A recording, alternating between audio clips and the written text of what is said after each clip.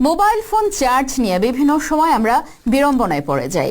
কোথাও বেড়াতে গেলে দেখা গেল মোবাইলের চার্জ শেষ, আবার চার্জার থাকলেও বিদ্যুৎ নেই। এসব বিড়ম্বনার অবসান ঘটাতে অবশ্যই রয়েছে দারুণ সমাধান। একটা পাতিলেবুই আপনার এই চিন্তা কমিয়ে দিতে যথেষ্ট। অবাক হচ্ছেন?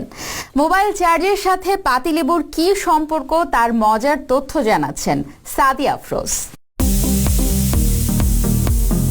মোবাইলে চার্জ দেয়া নিয়ে চিন্তিত থাকেন না এমন লোক খুঁজে পাওয়া কঠিন। চার্জ দিতে না পারায় কতই না সমস্যায় পড়তে হয় অনেক সময়। তবে এই চার্জ সমস্যার সমাধান দিতে পারে একটি পাতিলেবু। অবাক লাগলেও ব্যাপারটি বেশ কার্যকর।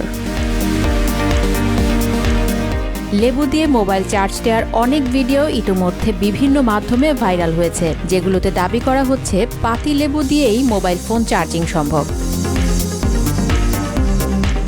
একটি লেবুকে কেটে দুই ভাগ করে চার্জারের পিন দুটি লেবুর কাটা দুই অংশে জুড়ে দিলেই আশ্চর্যজনকভাবে চার্জ হতে থাকবে আপনার মোবাইলটি। লেবু ছাড়াও আপেল, কমলা এবং আলু দিয়েও চার্জ দেওয়া যাবে আপনার প্রয়োজনীয় মোবাইলটি।